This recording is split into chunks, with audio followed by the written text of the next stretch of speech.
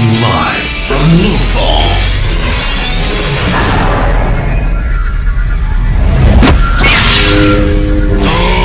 Good morning, Lothal. It's the Unofficial Star Wars Rebels podcast.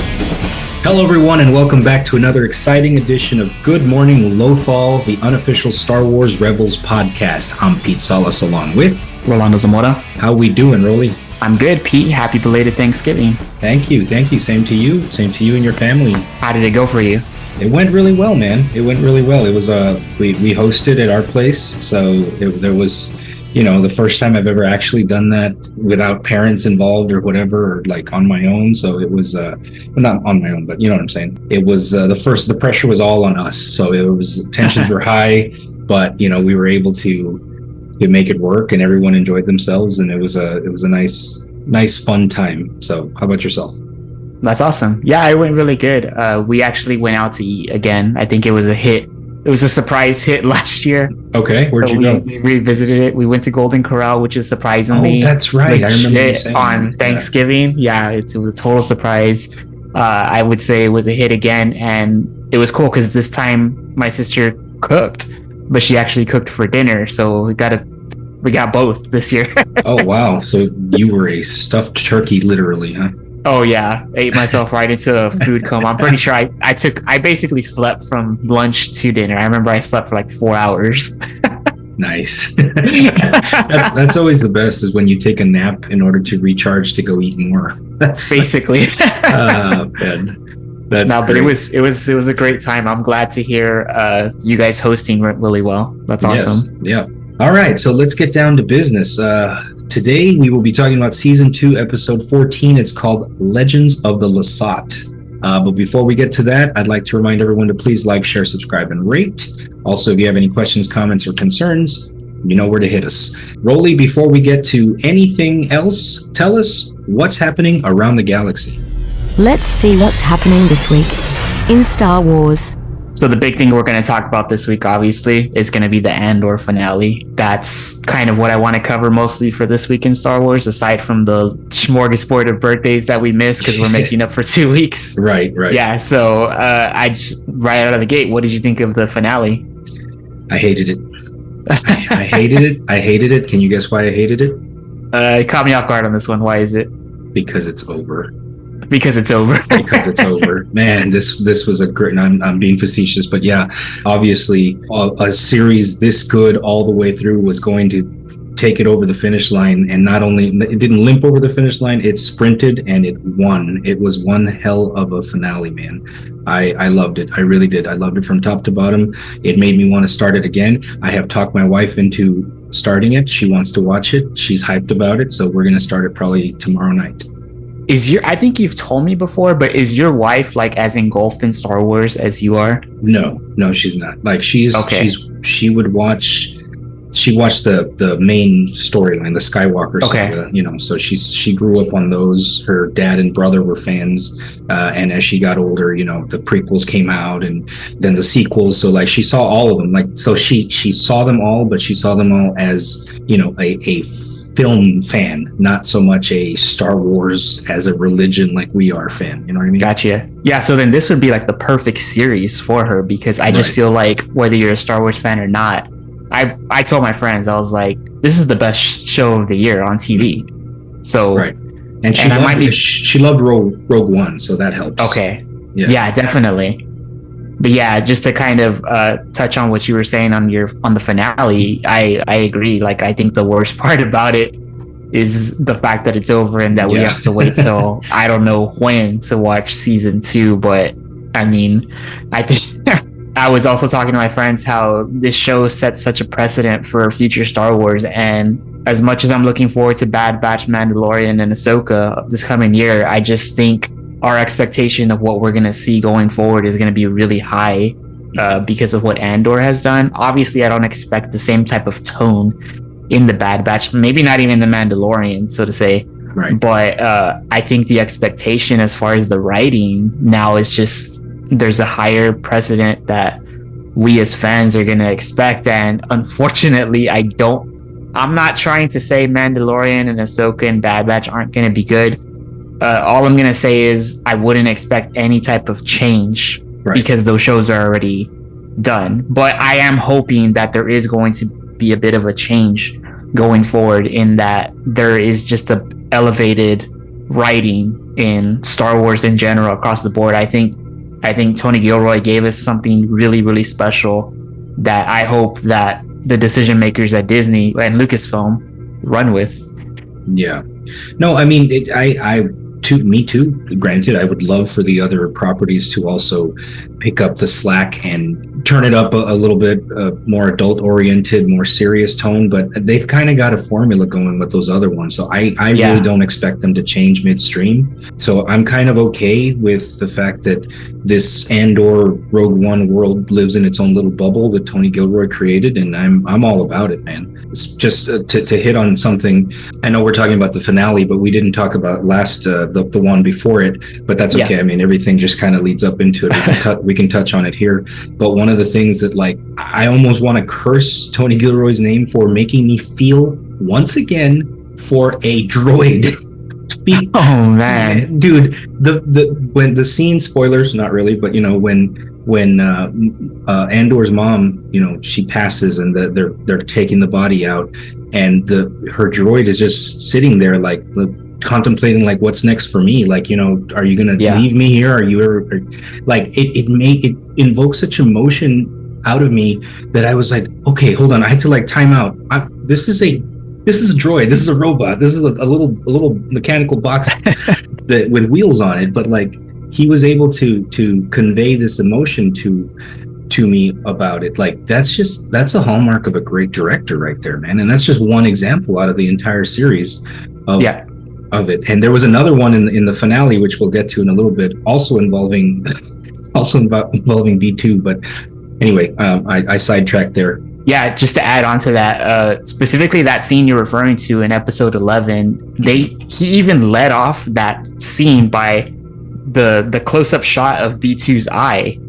And it was such a close-up to where it's kind of got like that shine on his lens. Yes. That as the viewer, it was perceived to be like tears, like watery eyes. That was so well done with B2. I remember when they when they showcased characters before Andor came out, and I saw the B2 droid, and I was like, I'm gonna be blunt, like I thought that droid looks stupid. It's a box, it's literally a trash can on wheels. But I have to say, yet again, they continuously elevate the droid game. They just make them better and better. And B2 by far, as much as I love Chopper, B2 by far is easily the most emotional droid we've seen in Star Wars. It's just so phenomenal what they do with these droid characters. Absolutely, man. That's just, like I said, one small factor of the levels and layers of emotional like grasp that this show has on you if you really throw yourself into it like we did. So man. Yeah, absolutely. Yeah, and I know, looking forward to season 2, the beauty of season 1 was that we saw basically 1 year across the life of Cassian Andor, and this lead up to him eventually joining the rebellion, which I kind of think we got at the very end when he confronts Luthen on the ship at the season 1 finale. But I just want to mention, in season 2, I'm curious to see how it's going to play out, because basically there's 4 years left that they need to cover. So I'm presuming they're going to be 3 episode arcs again, but each arc is going to be 1 year. So we know that things are going to move incredibly fast in season 2. And I'm wondering, now that we got the Death Star reveal, which is now confirmed that was the parts they were working with in the Narkina 5 prison. Yeah. I'm wondering if we are going to see, what is the character's name? Director Krennic in season 2 of Andor. Possibly. I don't see why not. If he was so intricately involved in during that phase of it, and they've got I really hope that season 2 is an extended season. I hope it goes more than 12 episodes. And B, I know that it's going to move a lot faster as far as the action and the storyline goes. So yeah, I'd love to see Krennic show up. I love that actor too. His name is escaping me right now. Ben Mendelsohn, I believe, is his name. And I've ever since that, ever since I saw him in Rogue One, everything else I've seen him in, I've really, really enjoyed him. He's a great actor. So I would definitely love to see him show up. But man, I know we've just jumped to like the post-credit scene, so let's rewind it back just a little bit. So let's go based on your list here. Marva's speech at the end was on par with kind of like, it reminded me a little bit of Ezra's speech that he gives. Yes. It just kind of like rallying the troops, basically saying like, do not bend the knee to these bastards. Do not ever let them win. Just keep fighting. Just keep fighting. And it was one hell of a powerful speech. And it was so cool that it was done post-mortem, technically. I mean, it was at her funeral, at her, celebration of life or whatnot that they were putting together for her. Yeah, and the parade that they had was the tension that Yes. is building there. I don't know about you, but I got this vibe from the Godfather 2 when they're having the parade. Wow. Dude, Dude, Italy. I just got chills. Like, seriously, I did not even put that together. Well Like done. you just in that film something's about to go down, right? Right, right. That's he's gonna confront I forget the character's name, but that's the tone that I got from this as I'm watching it. I was like, shit's about to hit the fan, and you're Right. just waiting for it to happen. And man, and sure enough, it's Marva that basically cast the first stone, so to say, with her speech. Did you at least I did for a hot second think that that the bomb that was being made was put into B2 so that he could like blow up in this town square? I didn't, but go ahead. yeah, but now that you say it, I'm kind of wondering why I didn't think about that. I would have been, if I was thinking that like you were, I'm assuming, I would have been devastated knowing that B2 was about to explode. Because like he was kind of leading the funeral procession, and then when he gets up into the middle and he's the one that he's actually a projector showing Marva's speech, all eyes are on him. The Imperials are right there, so in that area. The only thing that I was questioning was like, well, they're also going to kill a large amount of the townspeople. But that's what I thought, that like, oh my god, this is going to be heartbreaking. But yeah, and then kind of going on from that scene, we see the part where Dedra basically proceeds to get stampeded to the ground almost. Yeah. I honestly thought she was gonna be gone in that instant, that was gonna be the death of such a horrendous personality, so to say, as much as I sympathize for at the beginning of the series. But yeah, sure enough, we see, and I should have seen it coming, right? We see Cyril Karn save the day, or save her rather, and I thought we were just going to lead up to a very awkward kiss. I thought like, okay, this is not my daddy's Star Wars at all. I was like, are we about to have like a sex scene? Are they just about to bone in this storage closet or whatever? That's what I thought, and I'm like, oh my god, where is this going? Yeah, so I'm curious to see what's going to happen in season 2 with that relationship, because obviously there's tension there between the two of them, and I think this is the straw that's going to finally bring Dedra into Cyril's arms, so to say. Right. Well, now we know both those characters are definitely making it to season 2, which on a fan level, like, that's really cool, because they're really two really good characters. I am intrigued on where this is going, but part of me was like, man, I really did wish that she caught her in there at Marva's funeral. That would have been poetic. Yeah, and then the very last thing for me from this Andor finale that I took, but I don't know about you, but when we get to the end and Cassian basically saves Bix and gets all of them, including B2, on that ship, and says, I'll find you guys, or he says something to that extent. Did you get the feeling that was like the last time you're ever going to see them? Yes, I did. Yes, definitely. Oh man, when I started thinking that, I was like, God, please have them show up at least. Like, I would hate for that to be the final send off for Cassian and everybody that remained that he cared about on Ferrix, that was the last he would ever see of them. Right. But at the same time, like, I see what you're saying, and yes, I would love for season 2 to have some sort of reunion between that crew and Cassian, but they weren't at Rogue One. They weren't in Rogue One, not one single one. That's correct. So if they don't just never to be seen again, that somehow saves us some heartache, because if they do show up in season 2, they're not going to show up. They're not going to make it past season 2. So if you love anybody on that Ferrix crew, including B2, I don't think I want to see them again for their safety, because anyone that's around Cassian, I think that's kind of like the undercurrent, character flaw of his, is like he's just doomed to be alone. Basically, everyone around him, it's not a good life that he does not bring in. He's kind of like the way Luthen's big speech a couple episodes back. The life of a rebel alliance, coordinator or whatever, is a very, very lonely one, very depressing one. Yeah, damn Tony Gilroy, and making me get attached to characters I know are not going to make it. Exactly. and that's what I was alluding to earlier, was like, not only in episode 11 when B2 was asking in his little stuttering voice, like, what about me, or whatever he said, like, not only was that heartbreaking, like that was sadness. And then in the last episode, I got angry when that guy pushed him over and knocked him over. Seriously. I was like, wait a minute.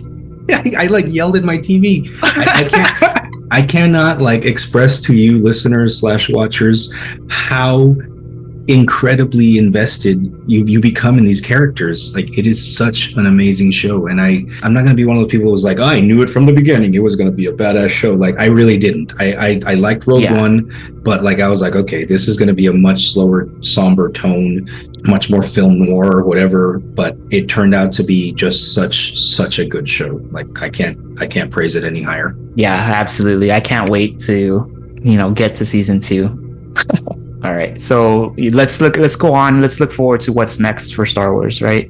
And it's gonna come quick, you guys. What we have next on the plate is Bad Batch season 2, and that's gonna start January 4th, 2023. I'm excited for this show. I believe Pete is also a big Bad Batch fan, yes, like sir. I am. So I really don't know what to expect. I expect questions answered about Omega, but beyond that, I don't know what the direction is for the Clone Force 99 and where they go, but I'm ready to jump on and go for the ride. Yeah, me too. So let's round out our This Week in Star Wars with some birthdays. First on our list, we have Sheila Fraser, November 25th. She plays the original Aunt Beru in Star Wars A New Hope. Okay. Next, we have Shirley Henderson, November 24th. This is a cool one. She voices Babu Frick in Rise of Skywalker. Who's definitely one of my favorite characters from that film. Mm-hmm. And here's another big one. Alden Ehrenreich. Hope I'm saying his name right. November 22nd. He plays Han Solo, young Han Solo, specifically in Solo, A Star Wars Story. A great casting, by the way. I hope that they bring those characters back. He did a hell of a job playing Han Solo. He really did. He captured the essence of Harrison Ford without doing a straight up copy of him. But I dug it. I really did. Yeah, and you knew that one was going to be some tough shoes to fill with Harrison Ford playing the original Han Solo, and I think he knocked it out of the ballpark. Next on our list, we have Leanna Walsman, November 22nd. She plays the bounty hunter Zam Wessel in Attack of the Clones. And now we get to some really big names here. There's my guy. First we have Mads Mikkelsen, November 22nd. He plays Galen Erso in Rogue One. And just a fun fact for you guys, he is the younger brother of Lars Mikkelsen, who voices and will also be playing Thrawn in live action in the upcoming Ahsoka series. Was that confirmed? If it's not confirmed and I'm speaking out of line, I hope it's true. I really hope it's true too. Like, honestly, like, there's no better casting that they could have done with that. They were able to do it with Cad Bane, then they can do it with Thrawn for sure. Just going back to Mads, hell of an actor. He's one of those, like, everything that he's in, he really, really knocks it out of the park, including, and again, if you guys did not watch the Hannibal series that was on NBC a couple years ago, he reprised the role of Hannibal. He took it over rather from Anthony Hopkins from the films, and that was also some really big shoes to fill, but he did really well. It was he took his own take on it, and as somebody who's read all of the Hannibal books, great. He did fantastic. Oh yeah, every film I ever see this guy show up in, I'm like, I just kick back and I'm like, okay, this is gonna be a good one, because he is such a great actor. Yep. Next on our list, we have Ming Na Wen, November 20th. She plays Fennec Shand in The Book of Boba Fett. And I just want to point out to the listeners that this woman is also 59 years old, and I don't even know how. If you look at her, she's insanely beautiful. She doesn't look like she aged a day. I remember the first film I saw her in was Street Fighter. She played Chun-Li. Yep. And this was like in the mid 90s. And if you ask me, she looks exactly the same, which is nutty. And I also wanted to point out that she is considered Disney royalty in the sense that she has played a Disney princess, Mulan to be specific. She's in Star Wars and she's in the Marvel universe. That's so true. She's the trifecta. That's right. Absolutely. I don't think many people can say that in this whole fandom universe. And last but certainly not least on our list, we have the big baddie from the sequel trilogy, Adam Driver, November 19th. He plays none other than Kylo Ren. Also an underrated performance. I don't care what anybody says, man. I loved the sequel trilogy. There was it wasn't perfect, no, but there were some really, really great moments in it. Utterly enjoyable. I don't know if anybody is, people are going to hate on it either way, but like, yeah, I really enjoyed it, and he was definitely a standout. Yeah, definitely. Say what you want about the sequel trilogy, but Adam Driver, I feel like, was a perfect casting for Kylo Ren. He knocked it out of the ballpark. Mm-hmm. So we have some special anniversaries, too, that I want to point out. First, November 27th, 2010, director Irvin Kershner joins the Force. He was, if you guys do not know, one of the original Lucas prequel and OG trilogy's film was actually not directed by George Lucas. The Empire Strikes Back was actually directed by Irvin Kershner. So that is definitely still today my favorite Star Wars film, and it's kind of cool that there was a Star Wars film during that era that had kind of a different tone almost because it had a different director. So yeah, that's definitely actually pretty cool. And then this one's a big one. We've talked about it before. November 18th, 1998. That is the day that the Phantom Menace trailer premiered. And did that make you feel old? Yeah, it immediately made me feel old, dude. But was that one of those trailers? Like it didn't premiere for a whole year, right? It was something like that. Like it came out in 99, but like around Christmas of 99. So it's like that's a good question. I don't remember if it came out in the summer or in December, but nonetheless, I remember. I want to say like that teaser trailer, like got you hyped and made you wait a year before the movie came out.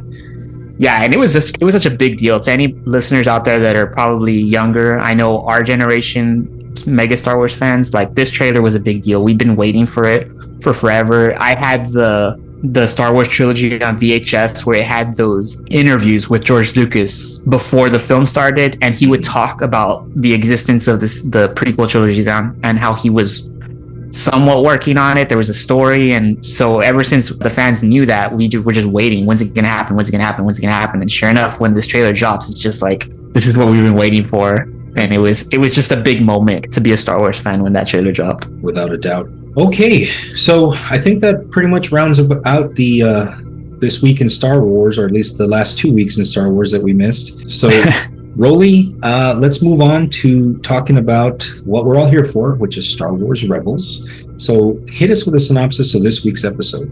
So thanks to the intel from the space pirate Hondo, the Ghost Crew rescues two LASAT from Imperial clutches. These survivors believe Zeb is the key to a prophecy that will lead to a new home for their kind. But Zeb, conflicted and ashamed of his failure to save Lasan, has little faith. I really like this one, and I'll tell you why. This was the first one in a couple of episodes, at least 5 episodes if I'm not mistaken, where we had the whole crew back together, like all in one. Like the last couple of them, it's been like Splinter Cell kind of little group team ups. But this one, they were all together. Yeah, that's true. I didn't think about that. So I found myself really enjoying this one because of the chemistry of all the cast members and the crew members together. So this episode starts with the Ghost Crew arriving at a planet where Ezra has taken the lead on a rescue mission. Kanan mentions that Ezra says that these refugees are wanted by the Empire and asks Ezra about it. However, Ezra is unsure why they are wanted, just that his contract provided him with the information. Zeb asks about the contact, but Ezra brushes it off. As they approach the cargo container where the refugees are hiding, they notice that the Empire has already beaten them there. The Empire orders the refugees to exit the container, at which point Zeb recognizes a familiar smell and sees the refugees are LASAT. So take it from there, Rolly. So at that point, the Ghost Crew engages and takes out the Imperials that are interrogating the refugees. And as soon as they take him out, sure enough, a familiar face pops his head out the window, or into the scene rather. And sure enough, it's none other than Hondo. So we already know we're going to get some really funny moments here, because Hondo, like I said in the previous episode that we talked about him, went from a scummy space pirate in Clone Wars to just a idiot in Rebels. Right. So the scene goes like this. Hondo's like, hello, you arrived just in time, as I knew you would. And Ezra says, you could have warned me the Empire was here. And Hondo responds, but I sold to the LASATs to the Empire knowing the heroes would save the day. You being the heroes, of course. And Hera, who is just absolutely annoyed, says, Hondo is your contact? And Ezra goes, to be fair, he contacted me. And Hondo goes, yes, to be fair, because I knew these two belonged with that one. And he points at Zeb. So there's two LASAT refugees. One of them is a male and the other one's a female. So the male LASAT refugee says, it is him, Captain Aurelius, pointing at Zeb. And the older LASAT female says, by the Ashla, the prophecy. And Ezra goes, Captain. And the older LASAT says, yes, Captain Garazeb Aurelius of the Lasan High Honor Guard. Hondo says, a reunion. I was right again. How wonderful. And Zeb says, thought I was just about the last of us. How is this possible? The male LASAT says, do you remember me, Captain? And Zeb goes, you look familiar. The male LASAT says, Gron, I served under you in the guard. This is Chava the Wise. Zeb goes, oh yeah, I know who she is. Ezra says, I didn't know you were a captain. And Hera says, he never told any of us, actually. So Zeb responds, it was so long ago, I forgot. And Chava says, we haven't. And Ezra says, well, we've got to get you out of here. And Hondo goes, oh, wait. Does this mean I am not getting my finder's fee? And Ezra says, you never were. And Hondo perfectly responds, perfect answer. I'm so proud of you right now. I never had a student learn this quickly. Those comments are what I live for whenever I see Hondo show up in any of these episodes. Yeah, me too. He always finds a way to twist the words to where it was part of his plan, but like in a very, very dumb, idiotic way. So after that conversation, the ghost crew and the refugees leave, and backup stormtroopers approach the scene and ask Hondo about the distress call that they received. And Hondo informs them that the refugees were taken by rebels, and he points them in their direction. So after that, we cut to the ghost crew in the LASAT, and I guess they're kind of walking through an area to get to the ghost, where like a public transport area. So they're escorting the LASAT through the city, and the refugees tell them of their plan to reach their new home. Ezra says, so tell us where you're headed. And Chava says, our new world, Lyrasan. Prophesized in the ancient LASAT writings, it is a safe system where our people can begin anew. And Zeb says, look, the only safe system for us was Lasan, and it was destroyed. Gron says, Lasan was not destroyed. It was transformed as part of the future destiny of our people. And Zeb says, there's no future destiny. Everything is gone. Chava says, we are not gone. We carry the ways of Lasan with us, and until we reach our new home, everything is happening as it was meant to. So thanks to Hondo, the stormtroopers catch up to the rebels and inform Agent Callus that they have found them. Callus orders them to engage, but that he wants them to keep them alive. So as the shootout breaks out, the rebels take notice of the stormtroopers' backup. Sabine tells the team it's okay as they have backup also, referring to the LASAT refugees, and she tosses the blasters to the LASAT. However, the LASAT do not take the weapons, and Gron says it's no longer their way to fight.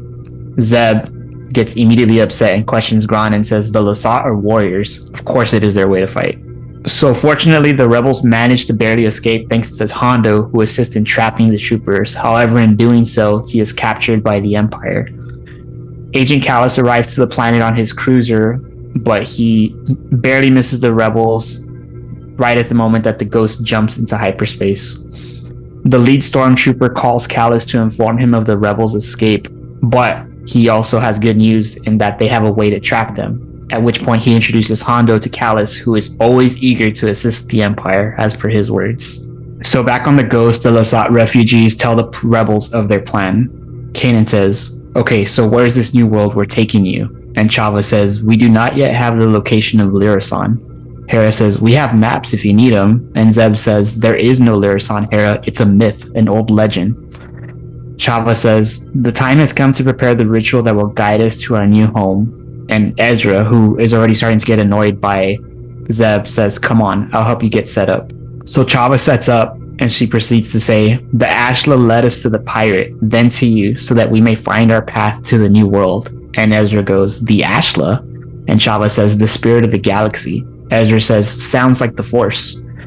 Kanan responds, the Force has many names, Ezra. And Chava says, and it is through your Force, our Ashla, that the prophecy comes. It is written and it is spoken. The promise of Lyrasan will follow the fate of the three. The fool, simple and selfish, he would lead. The warrior, bold and bloodthirsty, to hunt the hope of tomorrow.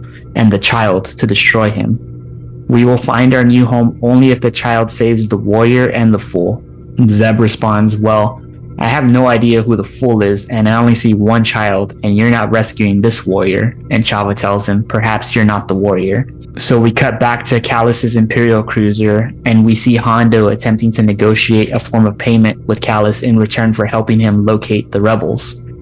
Callus, however, has a different idea, and he immediately asks Hondo for the tracking device that he has on him, obviously that he has contact with the rebels. And Hondo jokingly says, I was just getting to that, you see, you are good. This is why I prefer to do business with the Empire. So then we cut back to the Ghost again, and Chava informs the rebels that it is time for them to begin the ritual, as the fool, who we just saw is Hondo, has set events into motion. The LASAT began the ritual chant, but Zeb is resistant and instead goes back to his quarters. Again, like I mentioned, Ezra is already annoyed with Zeb at this point because Ezra clearly wants to help everybody. That's the original point of the rebel crew before they became part of the Phoenix Squadron. And in this specific case, he sees an opportunity to help Zeb's people, the LASAT, who were perceived to be extinct, and his brother, so to say, Zeb, is just not having any part of it. So Ezra follows Zeb back to his quarters to confront him about the attitude that he's having about this whole mission. So Ezra tells him, what are you doing? These are your people. You act like you want nothing to do with them. And Zeb says, chanting is not going to help save anybody. And Ezra says, why? How do you know? Zeb says, as captain of the honor guard, I was responsible for protecting the royal family and every single LASAT. Their safety was my duty. Ezra tells him, you couldn't have stopped the Empire on your own. And Zeb says, I fought to the end. We held the palace. And then there was a bomb. And when I woke up, it was all just gone. We retreated. I was as good as dead, at least until Kanan found me. Ezra tells him, I can't imagine. I lost my parents, but you must have lost everyone. But at least you're alive, and you've got a chance to help your people again. Zeb tells Ezra, they called me captain. I don't deserve to be called that. I failed my people that day. And Ezra tells him, so don't fail them now. So as the LASAT continue to chant, Chava informs the rebels that they're ready for their map that Hera offered them to help find Lyrasan. Chava says, the path to Lyrasan will be revealed through the fates of the three. The child must save the warrior and the fool. The child must show us the way. So when she says this, Zeb shoves Ezra forward because he believes Ezra is the child. He's the youngest person on the Ghost. And Chava tells Zeb, no, the child of Lasan. And Zeb goes, wait, I'm the child? I really wanted to be the warrior. Ezra tells him, well, you're kind of acting like a child, so it makes sense. And Gron tells him, your bow rifle, as the ancients used it. So at that moment, Zeb uses, I guess, kind of, I don't want to call it an energy binder. I don't know what the correct term is, but aside from it being a rifle, whenever he fights or duels, it has the energy binders at the end. Mm-hmm. So he takes that portion of his rifle and he combines it with the energy that Chava's staff is giving off. And when he does this, it starts showing systems in deep unknown space that are not part of the map that Hera gave them. Yeah. So when Kanan sees this, he says, those systems are beyond the outer rim in wild space, not on any map. And Chava says, the child must show us the way. So Zeb proceeds to identify a planet that his rifle's energy is specifically pointing towards on this new map. And Zeb says, that's it. That's Lyrasan. So as the Ghost continues to zoom through hyperspace to Lyrasan, Hera brings the ship to an immediate halt as the Ghost alarm goes off. Hera identifies an imploded star cluster cutting off their path, and she tells the team that if they get any closer, the gravity field's going to destroy them. Chava says, this is the maze that was prophesized. And Zeb goes, wait, a maze? You never said anything about a maze. You prophecy types always pull something like this. And at that point, Callus and the Imperial cruiser arrive to cut them off, and Callus tells them on comms, attention rebels. As much as I might like to watch you consumed by the maelstrom before you, I will offer you a chance to surrender, an opportunity for survival. And Zeb goes, how did he find us? And Hondo jumps on the comms and says, hello, my friends. And Ezra goes, Hondo, what are you doing with him? And Hondo says, I must apologize, Ezra. I hit a tracker on that transmitter, for insurance purposes. And Ezra goes, well, thanks a lot, Hondo. You've been a great help today. Callus says, "You have 1 minute to prepare for boarding or to be destroyed." And Zeb says, "I can't believe this. Callus has got us again." Chava says, "He plays his part as warrior." And Zeb goes, "Wait, he's the warrior? And I got stuck being the child?" And Chava tells him, "There are many warriors, fools, and children, Captain. The child in you can't see how things are, but how they can be. The fool denies his destiny, but it is the warrior you are who will create one. You are never simply one of these. In time, you become all of them." So it's at that point Zeb starts accepting the prophecy, the fate. It's all lining up for him. It's making sense. And Zeb proceeds to tell Ezra to bring him his bow rifle, as Zeb knows what he has to do. Just like he did at the ritual, Zeb activates the energy on his rifle and binds it this time with the ghost to lead the way through the maelstrom. And at the word of the team, Zeb reassures them to trust what he is doing, as this is how the ancients did it. And the team's basically becoming concerned because the ghost is reacting strangely to the rifle. Hera, who, the ghost is her baby, she's very concerned because she doesn't know what's going on. But apparently Zeb does, so he has it from here. So basically what ends up happening is the ghost proceeds to become consumed with the energy from Zeb's rifle, and it creates a shield around it that's going to allow them to pass through the maelstrom that's blocking their path. Callus attempts to launch TIE fighters to intercept them and attack the ghosts, but the fighters are easily destroyed by the gravity field, while the cruiser's blasters are just being deflected off of this the energy that's surrounding the ghost. So Callus orders the cruiser to pull back as it slowly starts disintegrating the closer it gets. And Zeb's bow rifle, meanwhile, activates the ghost hyperdrive and pulls it through the maelstrom to Lyrasan's system.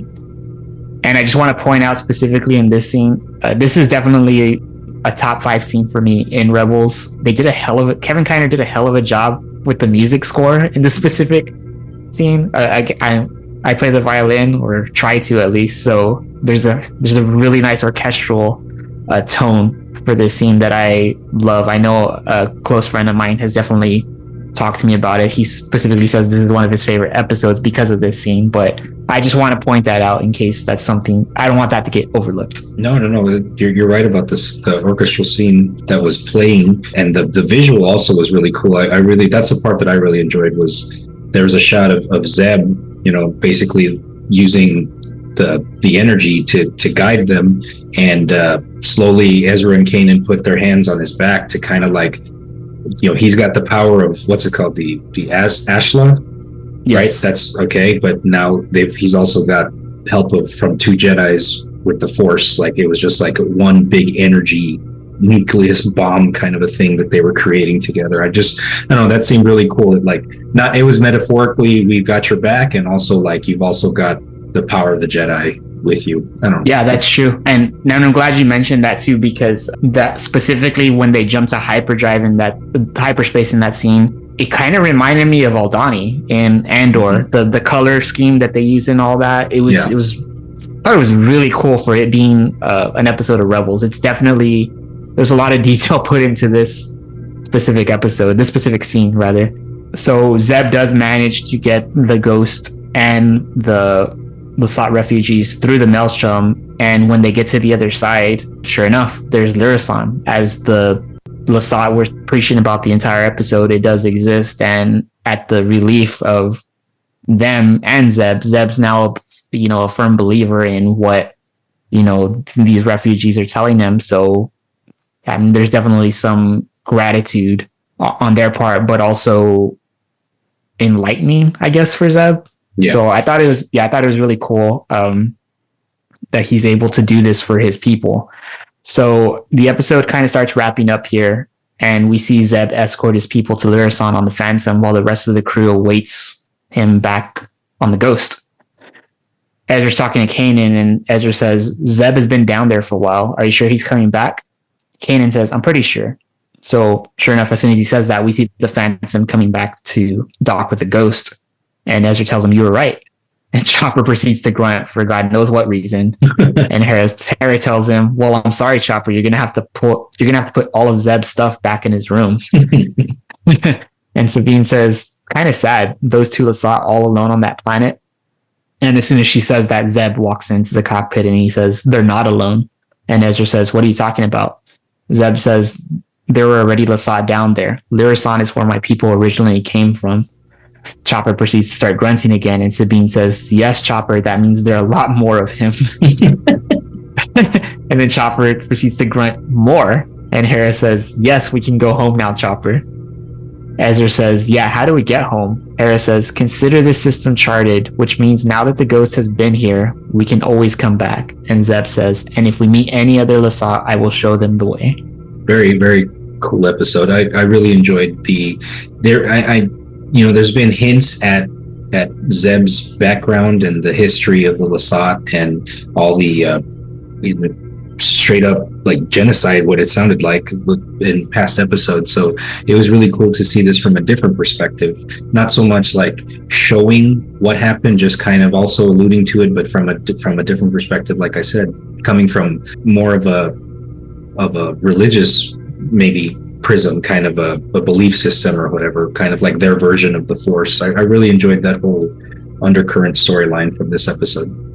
Yeah, and I love how we finally got a Zeb episode. I remember when I first, like, going back to my first comments, I told you guys when I started watching Rebels for the first time, I told you kind of immediately point out who your favorite characters are and who your least favorite are. Well, Zeb was my least favorite character. And then I saw all this episode, and it makes you appreciate those supporting characters that you don't get enough love. And this episode was great because Zeb finally got, to be the star of the episode, and you learn that basically why he's there. He's like the rest of the rebels. He's fighting for a cause that affects him just as much as, Ezra losing his parents and, Hera losing everything and Kanan losing his old order. It hurts Zeb just as much because he's lost just as much as they have, if not more. Definitely. All right, man. Well, that brings us to the end of that episode. And that also brings us to the end of Good Morning Lothal, the unofficial Star Wars Rebels podcast. I want to thank everybody for joining us. Once again, please like, share, subscribe, and rate if you haven't done so already. Any closing comments? No, it's good to be back. I hope that everybody out there had an amazing Thanksgiving, and I hope that you're back with us enjoying Rebels just as much as we are. Yep.